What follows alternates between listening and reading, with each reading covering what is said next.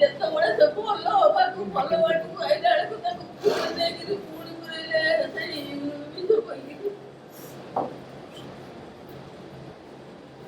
ସେ ପ୍ରସାଦର ମତେ ଏତିକି ଆଡୁ ଫେରିଗଲେ ଜିଲ୍ଲା ପ୍ରଶାସନ ମତେ ଏତିକି ଦୟା କର।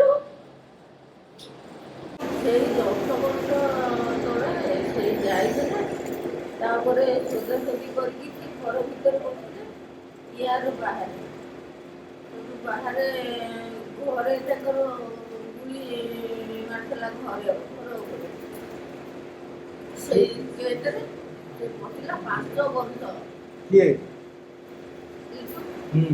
ଖାଲି ପିଟିସନ ମାରି ଚାଲିଲେ ତାକୁ ମାନେ ବାହାର କରେଇଦେଲେନି 5 ବର୍ଷ ପରେ ପାଗଳ ହେଇକି ପୁରା ବାହାରେ। ତ ଆପଣଙ୍କର ଏବେ ସନ୍ଦେହ କାହା ଉପରେ ହଉଛି? ସନ୍ଦେହ କଣ ହବ ସେଇ ପିଲାଙ୍କ ସାଙ୍ଗରେ ସେ ଏତିକି ମୁଁ ଜାଣିଥିଲି ସେ କାମ କରୁଥିଲେ ସେଇ ପାଟିତୁଣ୍ଡ ହେଇକିରି ସେ ଜେଲ ଯାଇଛି। କି କାମ କରୁଥିଲେ? କି କାମ?